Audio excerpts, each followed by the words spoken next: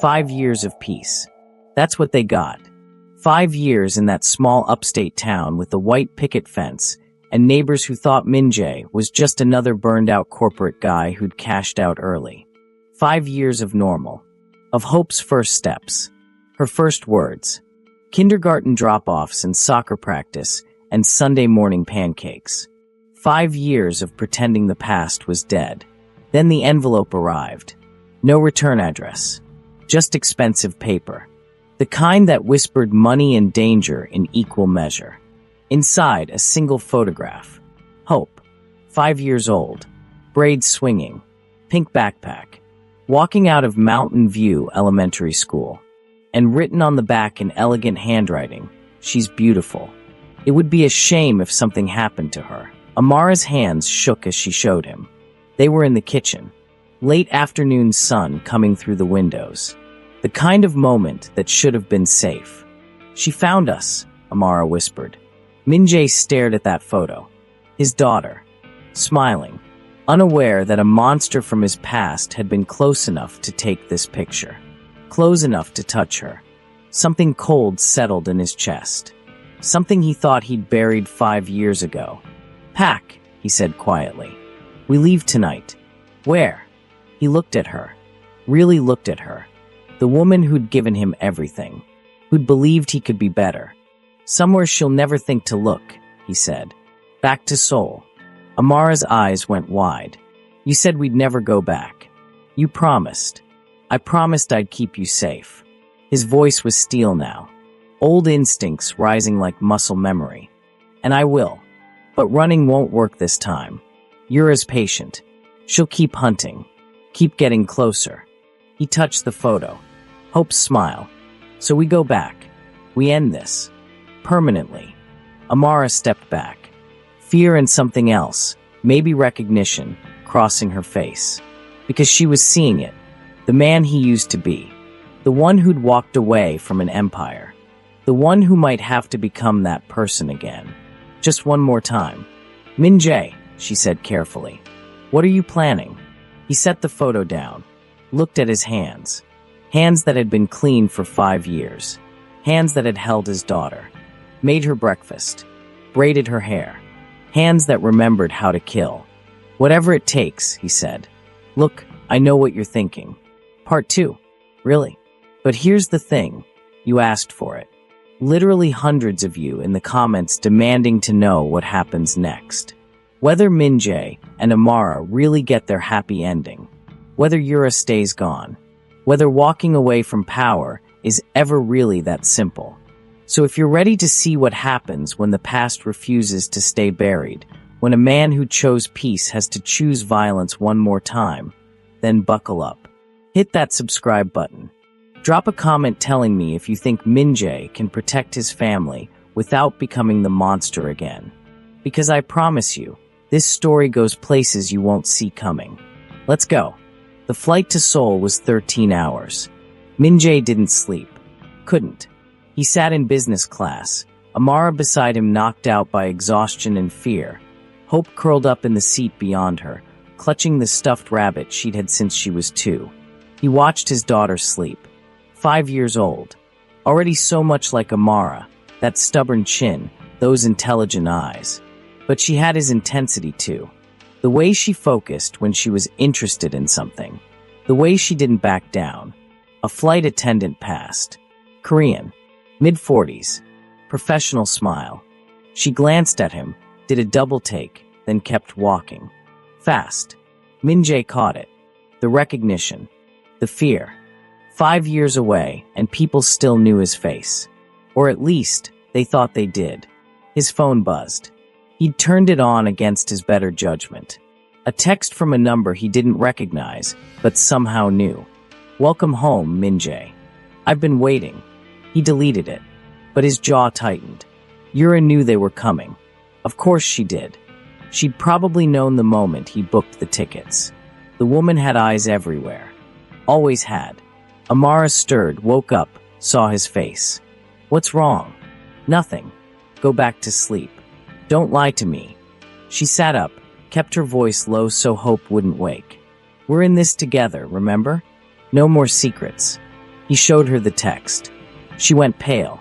She's tracking us. She's been tracking us for 5 years. This is just her letting us know the game started. What game? Cat and mouse. Except we're both predators and neither one of us knows who's the cat. Amara looked at Hope. I won't let her hurt our baby. Neither will I. He took her hand. But you need to trust me. When we land, things are going to move fast. I have people I need to contact. Old connections. And some of them, he hesitated. Some of them are dangerous. Worse than me, if I'm being honest. Worse than the man who used to run the Baked faction. He met her eyes. Yeah, worse. Because these people never tried to get out. Never wanted to. She squeezed his hand. Do what you have to do. Just come back to us. Always. They landed at Incheon at 6 a.m. local time. Gray morning. Rain streaking the windows. Seoul looked different. More modern. More glass and steel. But underneath, it was the same. He could feel it. The pulse of the city. The rhythm of power and violence that never really changed. They cleared customs. Hope was cranky, rubbing her eyes, asking when they could go home. Soon, baby, Amara said, holding her hand. This is just a little trip. Like an adventure. I don't like adventures, Hope muttered. Min-jae smiled despite everything. His daughter. So practical. Outside, the air was thick with humidity and exhaust. Cars everywhere. People rushing. Seoul never slowed down. A black Mercedes pulled up. Sleek. Expensive. Tinted windows. The driver got out. Korean. Late 20s. Tattoos visible on his neck. He bowed. Mr. Kong. It's been a long time. Min-jae recognized him. Lee Junho. Used to run errands for the organization. Smart kid. Loyal. Junho. You're still alive. Barely. The kid smiled. Organization fell apart after you left. Lot of people didn't make it through the transition. But you did. I'm good at adapting. He opened the back door. Your apartment's ready. Secure location. 6th floor. Good sight lines. One in trance. Min-jae helped Amara and Hope into the car, then slid in beside them. Who's running things now? Junho pulled into traffic. That's complicated. 3 factions. None of them strong enough to dominate. Lots of tension. Lots of people waiting for the right moment to make a move. And Yura. Junho's eyes flicked to the rearview mirror. She's not running anything. But she's connected to all 3 factions. Playing them against each other. Getting rich off the chaos. Smart. Terrifying, Junho corrected. She's untouchable because nobody knows whose side she's really on. Amara listened to all this, her face neutral, but Min-jae felt her hand tighten on his. This was his world. The one he'd promised to leave behind. And now they were right back in the middle of it. The apartment was in Gangnam. High-rise. Modern. Secure. Junho hadn't lied about the sight lines. From the balcony, you could see 3 blocks in every direction. I'll have men posted downstairs, Junho said. Rotating shifts. Nobody gets up without clearance. Who are these men loyal to? Me. And I'm loyal to you. You got me out of that mess with the Busan crew 5 years ago. I don't forget debts. Min-jae nodded. In this world, debts mattered more than money. After Junho left, Amara got Hope settled on the couch with cartoons. Then she found Min-jae on the balcony, staring out at the city. So what now? She asked. Now we wait. For what? For Yura to make contact. She wants something. Otherwise she would have just killed us already. That's not comforting. He turned to face her. I know, but it's true. Yura doesn't waste energy on revenge. Everything she does is strategic, calculated. So she's kept us alive for a reason. What reason? That's what we need to find out. The call came at midnight. Min-jae was awake, sitting in the dark, watching the street below. Amara and Hope were asleep in the bedroom. He'd been thinking, planning, running scenarios. His old phone, the one he'd kept in a drawer for 5 years, turned off, just in case, buzzed to life. One text. Rooftop bar. Signal Hotel. Tomorrow night. 9 p.m. Come alone. Or I visit the kindergarten again. Min-jae stared at it. Then he typed, touch her again and you die screaming. The response was immediate. Promises, promises. See you tomorrow. He wanted to put his fist through the wall, but that would wake Hope. So instead he just sat there, letting the rage settle into something colder, more useful. Amara appeared in the doorway. Can't sleep. She wants to meet. Amara sat beside him. Where? Rooftop bar. Signal Hotel. Tomorrow night. I'm coming with you. No. Min-jae. No. He turned to her. She wants me alone. And I need to know why. If you're there, she'll use it against us. Against Hope. Amara's jaw set. That stubborn look. I hate this. I hate that we're back here. Me too. Then why are we playing her game? Because right now, it's the only game in town. And I need to know the rules before I break them. The next night, Min-jae dressed carefully. Black suit. White shirt. No tie. Like old times. He checked his reflection. Older. Lines around his eyes. Some gray at the temples. But the same intensity. Amara watched from the bed. You look like him again. Who? The boss. The man I met in that hotel lobby. He turned. Is that a bad thing? I don't know yet. She stood, adjusted his collar. Just remember who you're coming home to. Always. The Signal Hotel was one of Seoul's most expensive. 76th floor.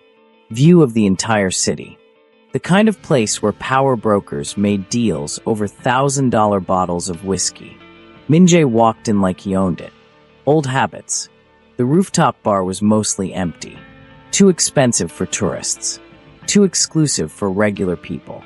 Just a few tables occupied by men in expensive suits conducting quiet business. And there, at a corner table with floor-to-ceiling windows showing the glittering city below, sat Yura. She looked exactly the same. Beautiful. Elegant. Dangerous. Red dress. Hair perfect. That smile that promised everything and delivered nothing. She raised her glass in greeting. Min-jae walked over, didn't sit. You look well, Yura said. Domestic life agrees with you. What do you want? Sit. Have a drink. We're old friends, aren't we? We were never friends. No, she agreed. We were something more interesting. Enemies with benefits. He sat. Stayed silent. Let her talk. Old interrogation technique. Yura sipped her wine. You cost me everything, you know. The engagement. My position. My father's respect. 5 years in exile is a long time to think about revenge. And yet here I am, still breathing. Because I'm not interested in killing you, Min-jae. That would be too easy. Too quick. She leaned forward. I want you to suffer the way I suffered. To lose everything you love. To watch it crumble and know it's your fault. You threatened my daughter. I got your attention, didn't I? His hand flexed. She noticed. Don't, she said softly. We're in public. And I have insurance. If anything happens to me, a very detailed file goes to some very interested parties. Police. Rival factions. People who'd love to know where Kong Min-jae has been hiding. What do you want, Yura? She smiled. I want you to do a job for me. No. You haven't heard what it is yet. Don't care. I'm out. Have been for 5 years. You came back. That means you're not as out as you thought. She pulled out a folder. Slid it across the table. Open it. He didn't move. Open it, or I make a phone call, and the nice kindergarten teacher gets a visit from some very unfriendly people. He opened it. Inside were photos. Documents. A man's face he didn't recognize. Korean. Mid-40s. Expensive suit. His name is Choi Sang-woo, Yura said. He runs one of the 3 factions that split when you left. He's also the reason my father lost everything. Betrayed him. Stole territory. Left him with nothing. Your father's dead. Because of Choi. Heart attack, they said. But I know better. My father was poisoned. Slowly. Over months. and Choi gave the order. Min-jae studied the photos. And you want me to kill him? I want you to destroy him. Completely. His organization. His money. His reputation. Everything. She leaned back. You were always good at that. Destroying empires. Why should I? Because if you don't, I destroy yours. That nice little family. That daughter with the pink backpack. That woman who actually believes you've changed. Her smile turned cruel. I'll take it all away. And I'll make sure you watch. Silence. You have 1 week, Yura said. Choi's moving a shipment. Weapons. Worth $50 million. I want you to intercept it. Steal it. Frame him for the loss. His partners will kill him themselves. And if I do this, I disappear. For real this time. You never hear from me again. Your family stays safe. I don't trust you. Smart. But you don't have a choice. She stood. 1 week, Min-jae. Clock's ticking. She walked away.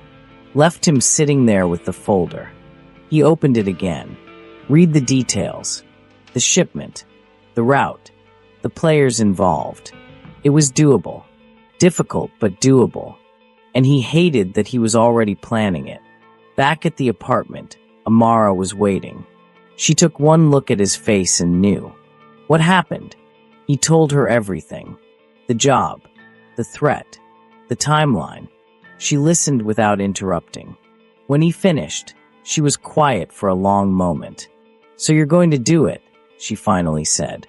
I don't have a choice. There's always a choice. Not when it comes to protecting you. Protecting hope. And what about protecting yourself? Your soul. She stood. 5 years, Min-jae. 5 years you've been a good man. A good father. And now you're going to throw that away because Yura snapped her fingers. I'm going to throw it away because she threatened our daughter. His voice was too loud. Hope stirred in the next room. They both froze. Waited. She settled back into sleep. Amara's voice dropped to a whisper. There has to be another way. There isn't. I've been thinking about it all night. She's got insurance. Files. Evidence. If I kill her, we're still exposed. But if I do this job, she goes away. For real. You believe that? No. But it buys us time. And time is what I need to figure out how to end this permanently. Amara closed her eyes. I knew this would happen. Knew the past wouldn't stay buried. I'm sorry. Don't apologize. Just. She opened her eyes. Met his gaze. Don't lose yourself. Not again. Do what you have to do, but don't become him. The man you were before. I don't know if I can separate the two. Try. For hope. For me. Try. He nodded. Didn't trust himself to speak. The next morning, he made calls. Reached out to old contacts. People who'd gone underground when the organization fractured. By afternoon, he had a team. 5 people. All ex-Baekdu. All loyal. All dangerous. They met in an abandoned warehouse in Incheon. The kind of place that had seen 1,000 illegal deals and would see 1,000 more. Junho was there. 3 others Min-jae half recognized from the old days. And one person he definitely recognized. Park Ji-won. Mid-30s. Female. Short hair. Tattoos. Weapons expert. She'd been his right hand before he left. Boss, she said, no emotion in her voice. Been a while. Ji-won. You look good. You look soft. But there was almost a smile. Heard you had a kid. Went domestic. I did. And now you're back. What happened? Missed the thrill. Someone threatened my family. The room went quiet. In this world, family was sacred. Even criminals had lines. Who? Ji-won asked. Yura. Someone whistled. Low and impressed. That crazy bitch is still around, one of the others said. She's not just around, Min-jae said. She's connected, protected, and she wants me to do a job. He laid out the details. The shipment. The timeline. The players. Choi Sang-woo, Ji-won said thoughtfully. He's paranoid. Keeps his operations tight. This won't be easy. Nothing ever is. What's the split? One of the others asked. There is no split. We're not keeping the shipment. We're destroying it. Confusion. What? The point isn't money. It's making Choi look weak. Making his partners turn on him. Yura wants him dead. I'm just giving her the weapon. Ji-won studied him. And after? Yura just walks away. That's the deal. You believe her? No. Then why? Because it's the only move I've got. And because while we're doing this, I'm going to find her insurance. The files she's using as leverage. And I'm going to destroy them. Ji-won smiled. Actually smiled. Now that sounds more like you. They planned for 2 days. Studied routes. Bribed contacts. Got intel on Choi's security protocols. The shipment was moving by truck. 3 vehicles. Armed guards. Taking the coast road from Busan to Seoul. They'd hit it halfway. A tunnel. Low visibility. Quick escape routes. Classic ambush. Min-jae called Amara every night. Kept his voice level. Didn't tell her how dangerous this was. Didn't tell her he might not come back. How's Hope? He always asked. She misses you. Keeps asking when Daddy's coming home. Soon. I promise. You better. She needs you. We both do. On the 3rd night, he couldn't sleep. Sat on the balcony of the cheap motel they were using as a base. Smoking. He'd quit 5 years ago, but old habits. Ji-won joined him. Took the cigarette. Inhaled. You changed, she said. People do. Not people like us. We're killers, Min-jae. It's in our bones. You can pretend. Play house. But when the blood calls, you answer. Always. That's not true. Isn't it? You've been back 3 days, and you already have a team. A plan. A target. You slipped right back in like you never left. He didn't answer. Because she was right. I'm not saying it's bad, Ji-won continued. I'm saying it's who you are. And maybe that woman of yours needs to accept that. Amara knows who I was. But does she know who you are? Under the Father Act? Under the white picket fence? Ji-won stubbed out the cigarette. Tomorrow, you're going to kill people. Maybe not directly. But that shipment gets destroyed. Choi's partners will execute him. Blood on your hands either way. I know. And you're okay with that? No. But I'm doing it anyway. She nodded. Good. Because if you hesitate tomorrow, we all die. And then your family's unprotected. So when the moment comes, be the boss. Be the killer. Save the father shit for after. She walked away. Min-jae sat there, wondering if she was right. Wondering if you could ever really leave this world. Or if it was always inside you waiting. The tunnel was called Gwangmyeong, 20 kilometers south of Seoul. 2 lanes. Poor lighting. Perfect ambush point. They arrived at 2 a.m. Set up. Ji-won and 2 others positioned on the north side. Min-jae and Junho on the south. Explosives rigged on both ends. Not to kill. Just to trap. The shipment was due at 3 a.m. They waited. Min-jae checked his weapons. Glock 19. Suppressor. 2 extra mags. A knife he'd carried since he was 20. He hadn't touched it in 5 years, but his hand remembered the weight. Nervous? Junho asked. Always.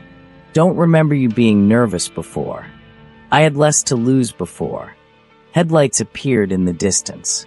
3 trucks. Right on time. Here we go. Ji-won's voice crackled in his earpiece. The first truck entered the tunnel. Then the second. Then the third. Min-jae hit the detonator. Explosions on both ends. Not massive. Just enough to block the exits. Smoke. Confusion. The truck stopped. Doors opened. Men poured out. Armed. Professional. 12 hostiles, G1 reported. 4 per truck. Non-lethal if possible, Min-jae said. Since when do you care? Since I promised someone I'd try. They moved in. Fast. Coordinated. Years of training overriding 5 years of peace. Min-jae took the first guard with a headshot. Suppressed. The man dropped. Okay, so not non-lethal. He was rusty. Gunfire erupted.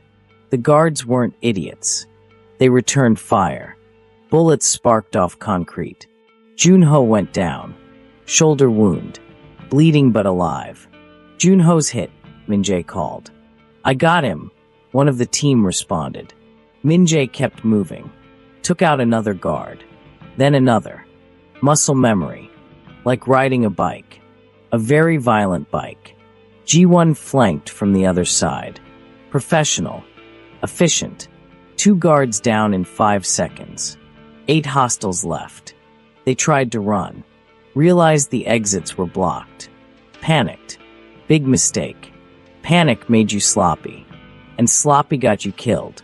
3 minutes later, it was over. 12 guards down. 3 wounded. 9 dead. Min-jae stood in the smoke, breathing hard, gun still raised.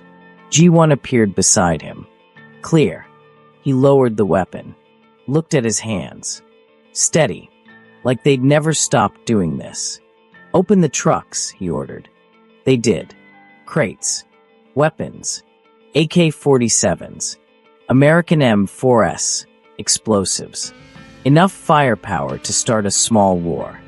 50 million easy, G1 said. We could sell this. Disappear. You'd never have to worry about money. We're destroying it. All of it. All of it. She sighed. You really did go soft. They rigged the trucks with C4. Set timers. 10 minutes. As they were leaving, one of the wounded guards grabbed Min-jae's leg. Korean. Young. Maybe 25. Please, he gasped. Blood on his lips. Don't kill me. Min-jae looked down at him. Saw himself 15 years ago. Desperate. Scared. Doing a job for people who didn't care if he lived or died. You work for Choi? He asked. The kid nodded. Not anymore. When you can walk, run. Get out of this life. It doesn't end well. He left him there. They were 2 kilometers away when the trucks exploded. Huge fireball lighting up the night sky. Smoke visible for miles. Mission accomplished. Junho was pale from blood loss but stable. They dropped him at a clinic that didn't ask questions. Left cash. Drove away. Min-jae sat in the passenger seat. Silent. Hands still steady. G1 was driving. That was good work. Like old times. 9 people are dead. 9 people who would have killed you without thinking twice. Doesn't make it right. Doesn't make it wrong either. This is the world we live in. The world you came back to. He didn't respond. Just stared out the window. Thinking about hope. Amara. The life he'd built. The life that was slipping away with every bullet. His phone rang. Unknown number. He answered. Impressive, Yura's voice. Amused. Choi's already hearing about it. He's furious. Suspect's betrayal. You did well. We're done. The job's finished. The job's finished when Choi's dead. Right now he's just angry. I need him destroyed. That wasn't the deal. The deal was you destroy him. Stealing his shipment was step 1. Now comes step 2. No. No. Her voice went cold. That's not an option. You work for me now. Until I say we're done. Go to hell. He hung up. Immediately, his phone buzzed. A video message. He opened it. His blood froze. Hope. Playing in the apartment. Amara in the background. The camera zoomed in. Then panned to show someone else in the room. Hidden. Watching. The message was clear. Yura had someone inside. Son of a bitch, Min-jae breathed. He called Amara. No answer. Called again. Nothing. Drive faster, he told G1. What's wrong? Everything. They reached the apartment in 15 minutes. Min-jae took the stairs 3 at a time.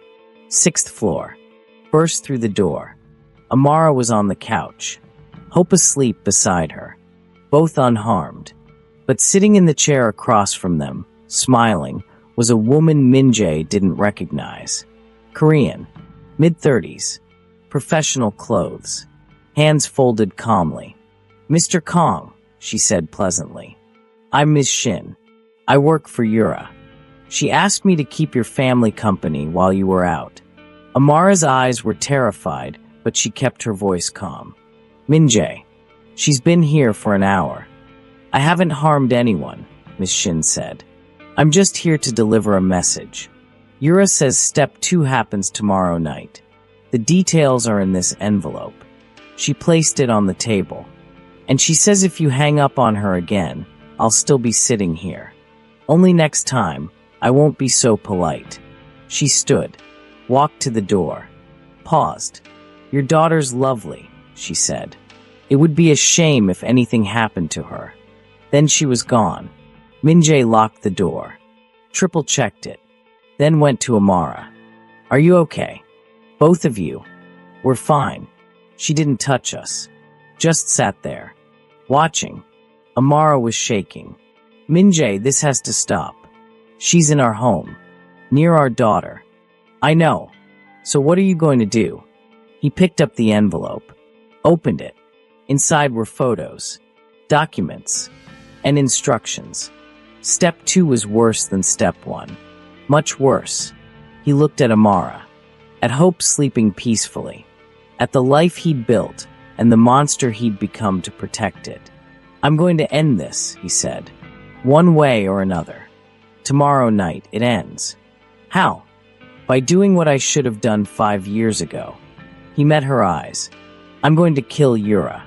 Step 2 was an assassination. Not Choi. That would have been too simple. No, Yura wanted Min-jae to kill Choi's daughter. 23 years old. Graduate student. Completely innocent. The note was clear. Asterisk, kill her. Make it public. Make Choi suffer like my father suffered. Then we're done. Asterisk. Min-jae sat in the dark apartment, staring at the girl's photo. She looked like Hope might look in 18 years. Young. Full of potential. Unaware that her father's world was about to crash down on her. He couldn't do it. Wouldn't do it. Which meant Yura would make good on her threat. Unless he moved first. He called Ji-won. "I need to find someone," he said. "And I need it done in 6 hours." "Who?" "Yura. Her real location. Not the hotels and safe houses. Where she actually sleeps. That's impossible. She moves constantly. Nothing's impossible. You taught me that." Silence. Then, "This is going to cost favors.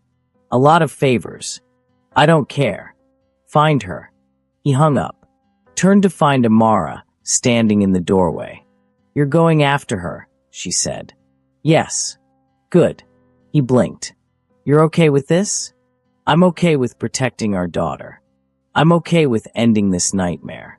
I'm okay with you doing whatever it takes." She sat beside him. "What I'm not okay with is you killing an innocent girl. So if the choice is between that and killing Yura." She took his hand. "Kill Yura." "I love you," he said. "I know. Come back to us. Always." Ji-won called back 4 hours later. "Got her. She's staying in a private residence.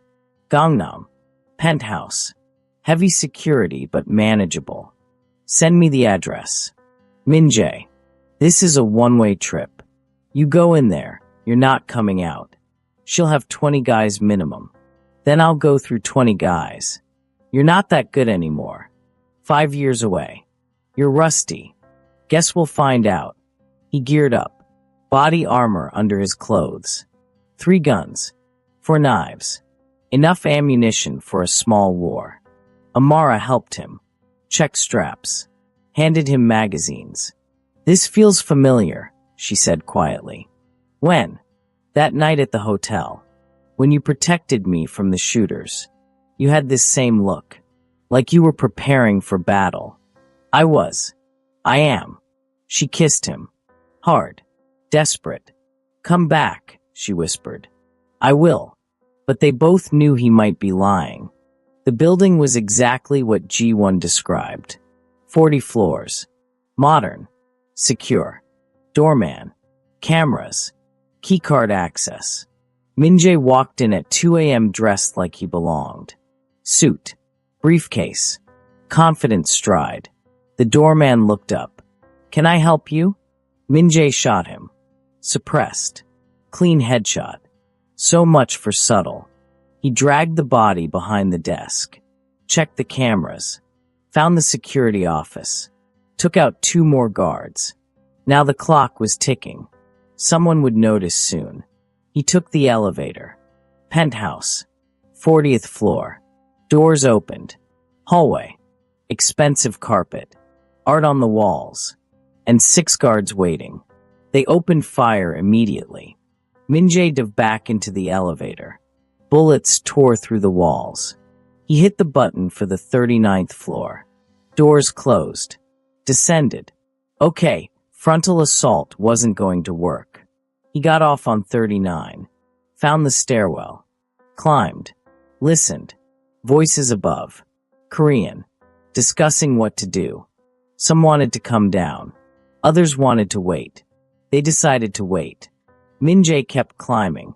Slow. Quiet. Reached the 40th floor door. Cracked it open. The guards were positioned around the elevator. Backs to the stairwell. Mistake. He took out the first 2 before they realized he was there. The others turned. Started shooting. Min-jae moved. Combat training overriding thought. Duck. Roll. Fire. 3 shots. 3 bodies. Last guard ran. Min-jae chased him down the hallway. Tackled him. Knife to the throat. Where is she? Min-jae demanded. The guard pointed. End of the hall. Double doors. How many inside? 2. Maybe 3. Maybe. I don't know. I just started this week. Min-jae knocked him out. Moved to the doors. They were locked. Heavy. Reinforced. He had C4 in his bag. Small amount. Enough. Rigged the door. Set the charge. Took cover. Explosion. Smoke. Ringing ears. He went through. The penthouse was massive. Floor-to-ceiling windows. View of the entire city. Expensive everything. And standing in the middle, gun raised, was Yura. I was wondering when you'd figure it out, she said calmly. It's over. Is it? She smiled. You think you're the only one who plans ahead? Behind him, more guards emerged. 6 of them. Surrounding him. He'd walked into a trap. You wanted me to come here, Min-jae realized. Of course. Did you really think I'd make it that easy? That I'd just sit here unprotected? Yura laughed. I know you, Min-jae. Knew you wouldn't kill the girl. Knew you'd come for me instead. So I let you. Gave you just enough information to think you'd found me. Why? Because now I have you. And leverage. She pulled out her phone. Showed him the screen. Live feed. His apartment. Amara and Hope sleeping. Miss Shin is still there, Yura said softly. 1 call from me, and she puts a bullet in both of them. So here's how this works. You're going to kneel. Then my men are going to tie you up. Then you're going to watch while I make you suffer. Slowly. Painfully. For years. Min-jae stared at the screen. His family. Unprotected. The guards moved closer. Weapons raised. He had maybe 5 seconds before they opened fire. 5 seconds to decide. Fight and die here. Amara and Hope die. Surrender. Maybe buy time. Maybe find a way out. He lowered his weapons. Raised his hands. Smart, Yura said. The guards moved in. And then the windows exploded. Glass everywhere. Smoke. Chaos. Figures rappelling down from the roof. 4 of them. moving fast. Professional. Ji-won's voice in his ear. Told you I had your back, boss. The guards turned. Started shooting. Ji-won and her team returned fire. 2 guards down. 3. 4. Min-jae dove for his weapons. Came up shooting. Yura ran. Through a side door. He chased her. Down a hallway. Another door. Stairs. She was fast. Always had been. But Min-jae was faster. He caught her on the stairs. Grabbed her arm. Slammed her against the wall. It's over, he said. She smiled. Blood on her teeth. You can't kill me. You need me alive to call off Miss Shin. He pulled out his phone. Showed her the screen. Different feed. His apartment. Ji-won's people moving in. Miss Shin on the ground. Unconscious. Amara and Hope safe. I planned ahead too, Min-jae said. Yura's smile faded. So here's how this works, he continued. You're going to give me everything. The files. The insurance. The evidence. All of it. And then you're going to disappear. For real this time. Because if you ever come near my family again. He leaned closer. I won't be merciful. You won't kill me. No. But I'll make you wish I had. She stared at him. Calculating. Weighing options. Finally, she nodded. Fine. The files are in a safe deposit box. Bank of Seoul. I'll give you the key. And the copies? There are no copies. I'm paranoid, not stupid. Multiple copies mean multiple ways to lose control. He didn't believe her. But it was a start. Give me the key. She pulled it from her pocket. Handed it over. Now leave, Min-jae said. Seoul. Korea. Asia. I don't care where you go. But if I ever see you again, I won't hesitate. Yura straightened her clothes. Looked at him with something almost like respect. You're different, she said. Softer. But somehow more dangerous. Fatherhood changes you. Apparently. She walked past him. Paused at the door. For what it's worth, I hope you get your happy ending. You deserve it. More than me, anyway. Then she was gone. Min-jae stood there. Gun still in hand. Adrenaline fading. Ji-won appeared. We clear. We're clear. She's really gone? Yeah. You believe her? About the files? No. But we'll check the deposit box tomorrow. See what's there. They walked out together. Into the Seoul morning. Sirens in the distance. Police coming. We should go, Ji-won said. Yeah. They disappeared into the city. Like ghosts. The safe deposit box contained everything Yura promised. Files. Photos. Evidence. Enough to bury Min-jae and a dozen other people. He destroyed it all. Burned the documents. Smashed the hard drives. Scattered the ashes. Then he went home. Amara was waiting. Hope was at a friend's house. First playdate in Korea. Trying to build some normalcy. Is it done? Amara asked. It's done. Yura. Gone. For real this time. She searched his face. Did you kill her? No. Why not? Because I'm trying to be better. Like you said. Amara hugged him. Tight. Thank you. They stood there in the apartment. Safe. Together. But Min-jae couldn't shake the feeling. The nagging doubt. Yura had given up too easily. That night, he called Ji-won. I need you to track someone. Yura. Yeah. I need to know where she went. Make sure she's really gone. On it. 3 days later, Ji-won called back. Found her. She's in Singapore. Checked into a luxury hotel under a fake name. But she's there. Alone. No security. No backup. You're sure? Positive. Looks like she really did walk away. Min-jae exhaled. Maybe it was over. Maybe they could finally have peace. He was wrong. 1 week later, Hope came home from kindergarten with an envelope. Teacher said a nice lady left this for you, she said, handing it to Min-jae. His blood went cold. Inside was a single piece of paper. A photo. Hope at school. From that day. And written on the back. Asterisk, did you really think I'd give up that easily? The game's just beginning. Why asterisk? Amara saw his face. What is it? He showed her. Her face went white. She's still here. After everything, she's still here. No. Min-jae stared at the photo. She's not in Singapore. That was a decoy. She never left Seoul.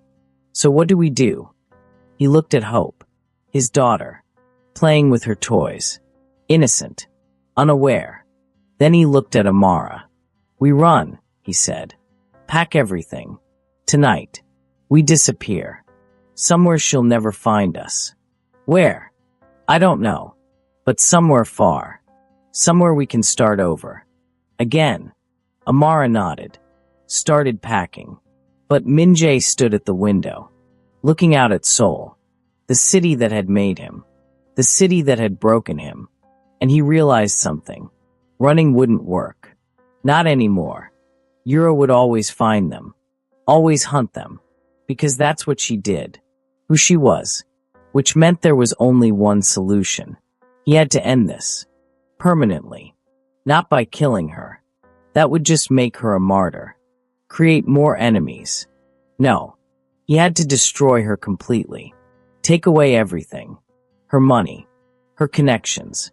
Her power. Leave her with nothing. The way she'd tried to do to him. He pulled out his phone. Called G1. I need the team again, he said. One more job. What kind of job?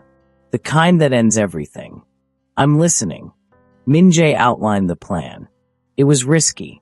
Maybe impossible. But it was the only way. When do we start? G1 asked. Tonight. Yura's power came from 3 sources. Money. Hidden in offshore accounts. Untraceable. Secure. Connections. Relationships with all 3 factions. Playing them against each other. Information. Dirt on everyone. Leverage. Take away those 3 things, and she had nothing. Min-jae spent 2 weeks planning. Researching. Building a network of hackers, forgers, and inside men. The money was first. G1 knew a hacker. Former government. Now freelance.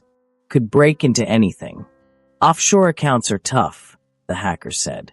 But not impossible. Especially if you know the banks. I know the banks, Min-jae said.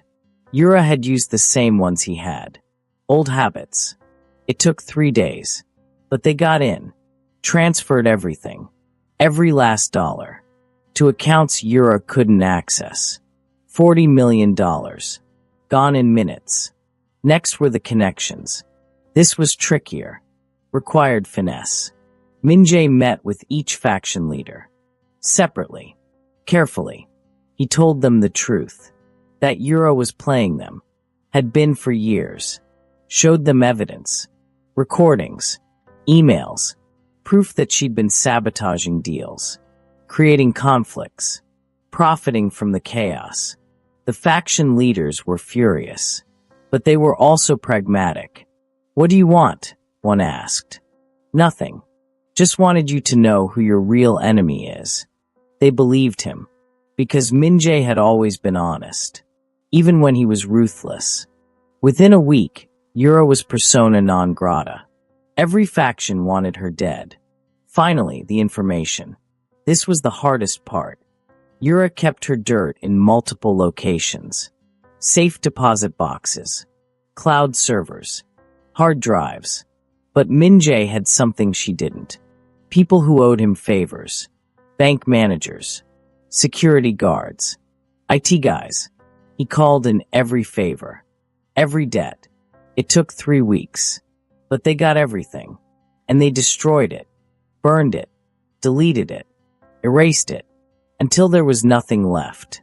Yura was broke. Isolated. Powerless. And she knew it. The final message came via email. To Min-jae. From an anonymous account. Asterisk you win. I'm done. Leaving Korea tonight. You'll never see me again. I promise, asterisk. He didn't believe it. But 2 days later, G1 confirmed. Yura had boarded a flight to Brazil. One-way ticket. No return date. She's really gone, G1 said. Maybe. Boss, you broke her. Completely. She's got nothing. No money. No power. No leverage. She's finished. Min-jae wanted to believe that. But he'd learned. The hard way. In this world, nothing was ever really finished. 6 months later, they were still in Seoul, but in a different apartment, different district, different lives. Hope was thriving, making friends, learning Korean, adapting the way kids do. Amara had started teaching again, English, at a small school. It made her happy. And Min-jae was building something new. Not an empire, not an organization, a business, legitimate, security consulting, using his skills for good, or at least less bad. He had clients, rich people who needed protection, corporations worried about espionage. It was boring, safe, legal. He loved it. One evening, he came home to find Amara cooking, Hope doing homework at the table. Normal, domestic, beautiful. How was work? Amara asked. Good. Landed a new client. Tech company. They need help with cybersecurity. That's great. He kissed her, ruffled Hope's hair. Daddy, she protested. But she was smiling. They ate dinner, talked about their days, laughed. After Hope went to bed, Amara and Min-jae sat on the balcony. You think she's really gone? Amara asked. She didn't have to specify who. Yeah, I do. G1's been tracking her. She's in Sao Paulo, working at a hotel, using a fake name, living quietly. Good. You believe it? I want to. Amara leaned her head on his shoulder. I want to believe we can have this. Peace. Normalcy. A real life. We can. We do. But you keep a gun in the bedroom. And you check the locks 3 times every night. And you still have G1 watching our backs. He didn't deny it. I'm sorry, he said. I'm trying. But some habits. I know. She took his hand. And I'm not complaining. Because those habits kept us alive. Kept Hope safe. I want you to be able to relax. To trust that we're okay. I'm working on it. She kissed him. I know you are. They sat there, watching the city lights. And for the first time in years, Min-jae felt something he'd almost forgotten. Hope. Not his daughter, though she was part of it, but actual hope. The feeling that maybe, just maybe, the worst was behind them. That they could have a future. A real one. Hope was 8 now. Smart. Confident. Bilingual. She had friends. Hobbies. A normal life. Amara was running the English department at her school. Loving it. And Min-jae's business was thriving. 15 employees. International clients. Complete legitimacy. They'd moved to a house. In the suburbs. With a yard. And neighbors who didn't ask too many questions about his tattoos. It was everything he'd never thought he could have. One Saturday morning, there was a knock at the door. Min-jae answered. A courier. With a package. Kong Min-jae. Yes. Sign here. He signed. Took the package. Inside was a small box. And a note. I kept my promise. Never bothered you again. But I wanted you to know. I'm getting married. To a good man. A normal man. Someone who doesn't know about my past. I'm starting over. Like you did. And I wanted to say thank you. For showing me it's possible. For not killing me when you could have. For being better than we both used to be. I hope you're happy. You deserve it. In the box was a wedding invitation. And a photo. Yura. In a wedding dress. Smiling. Really smiling. Not the calculated smile from before. A genuine one. standing next to a man Minjae didn't recognize. Brazilian, mid-40s, kind eyes. Minjae stared at the photo. Then he smiled. Amara came up behind him. Saw the photo. Is that? Yeah. She looks happy. She does. Amara was quiet for a moment. Then, are you going to go? To the wedding? No. But I'll send a gift. What kind of gift? He thought about it. Anonymously, I'll pay off their wedding expenses. Venue. Catering. Everything. Let them start clean. No debt. Amara smiled. That's very generous. She gave us peace. Fair trade. They stood there, looking at the photo of a woman who'd once tried to destroy them. And Minjae realized something. They'd all escaped. All found a way out. Yura to Brazil and a normal life. Him and Amara to legitimacy and family. Even G1 had retired. Opened a gym. Was teaching kids self-defense. The past was finally truly over. Daddy. Hope called from upstairs. Can we go to the park? Yeah, baby. Give me 5 minutes. He looked at Amara. Wanna come? Always. They walked upstairs. To get their daughter. To go to the park. To live the life they'd fought so hard for. And as Minjae locked the door behind them, only twice this time, not 3 times, he realized he wasn't looking over his shoulder anymore. Wasn't waiting for the next threat. Wasn't preparing for war.